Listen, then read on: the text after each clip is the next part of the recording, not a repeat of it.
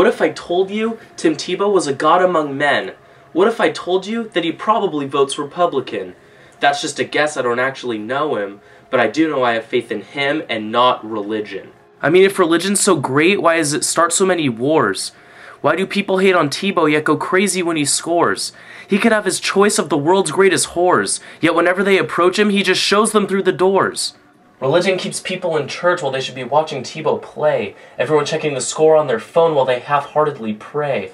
See, that's what religion does. It tears people away from God's greatest gift on what's supposed to be God's day. See, the problem with religion, it doesn't get to the core. You can't wait to get out of church while Tebow leaves you wanting more. Like, let's dress up the outside, make it look nice and neat, yet tell me I'm going to hell if I'm not in church with a seat. Now, I ain't judging, I'm just saying don't put on a fake look, because there's a problem if you're only hearing about Tim Tebow through Facebook. I mean, in every other aspect of life, you know that logic's unworthy. It's like saying you'd rather be in church but under your clothes is Tebow's jersey. See, this was me too, but no one seemed to be onto me. Acting like a church kid but only praying Tebow would come through for me. On Sunday, skipping church to watch the game and get faded, acting like I was simply created to watch football and get wasted. See, I spent my whole life building this facade of neatness, but Tebow goes out every week and shows that even perfection has weakness. Because if the world is like an ocean, then Tim Tebow's like a boat. People sing his praises, but he never seems to gloat.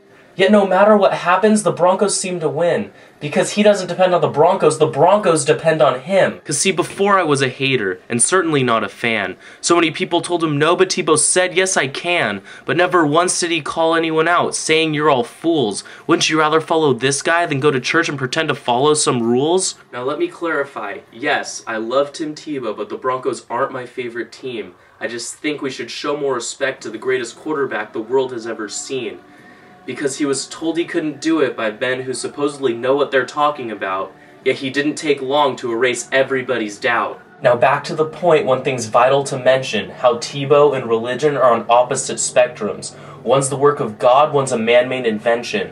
One is the cure, the other the infection. Religion says do, Tim Tebow says done. Religion says go to church or you'll lose, Tim Tebow says I already won. Religion traps you in a building while you wonder if Tebow's on one knee. Religion's supposed to open your eyes, yet prevents you from the only thing you need to see. And that's why religion and Tebow aren't one and the same. One's man searching for God, one's a man playing a game. And that's why come Sunday, I choose to stay at home and watch Tebow on the big screen instead of some numbers on my phone. Cause he puts the team on his back as sweat drips down his face. He worked hard for what he has, yet people still call him a disgrace. But every week he goes out, gets on one knee and prays. What you're supposed to be doing, but instead you're on your phone watching replays. And when he's out there on that field, he's not thinking of himself. One of the many reasons I choose to look up to him and not the Bible on my shelf. That's why people hating on Tebow, I hate that. No, I literally resent it. Because when he said he would prove them wrong, I believe he meant it.